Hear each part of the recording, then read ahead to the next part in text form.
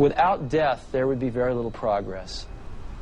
I'm sure that life evolved without death at first, and found that without death, life didn't work very well, because it didn't make room for the young who didn't know how the world was, 50 years ago, but who saw it as it is today without any preconceptions and dreamed how it could be based on that.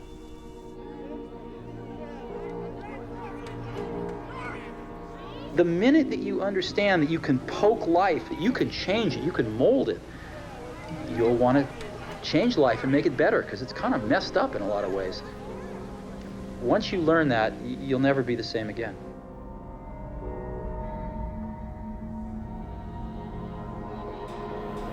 Just be here. Don't judge, don't try, don't stop, don't start, just be here. It's all just enough. It's enough to know that I love you. Steve and I met 2 weeks into our freshman year at Reed College. We had both happened to buy Be Here Now. And it was such an unusual book. I was carrying it around and wanted somebody to talk to about it, and Steve was the one person who also had read it.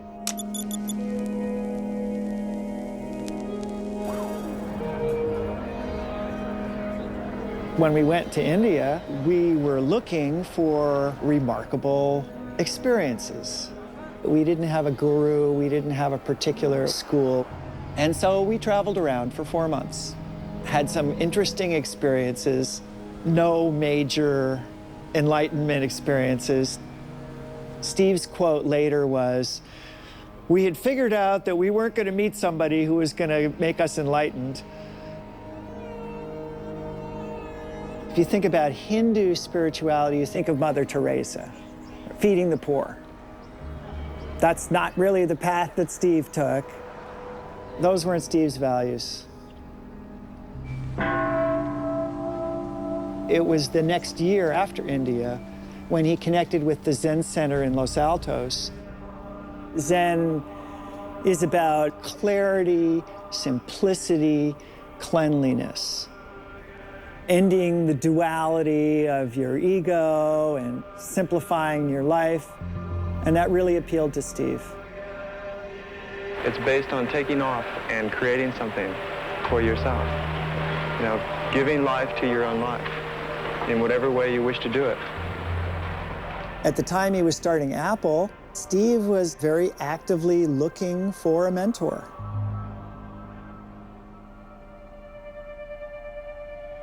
Cobancino would become Jobs' spiritual advisor. Coban encouraged Jobs not to retreat into a monastery, but instead to find Zen in his life and work. But they would argue over the path to enlightenment.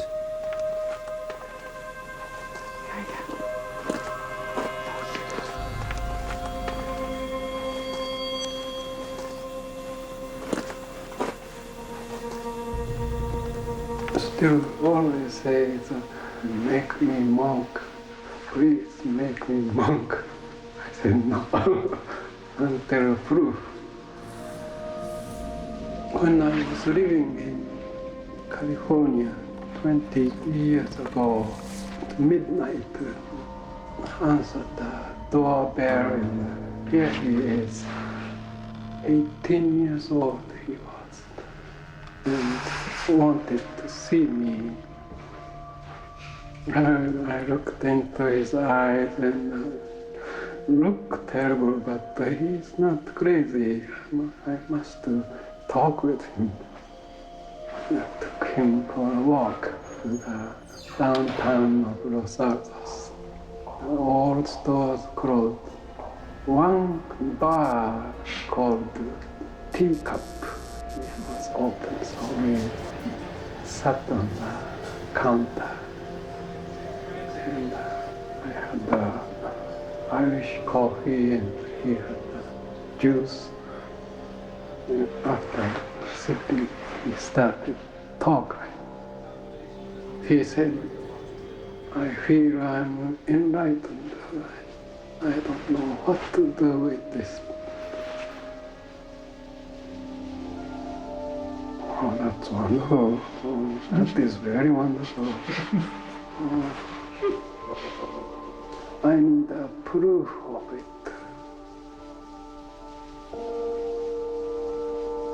A week later, he came back with a little metal sheet in his hand.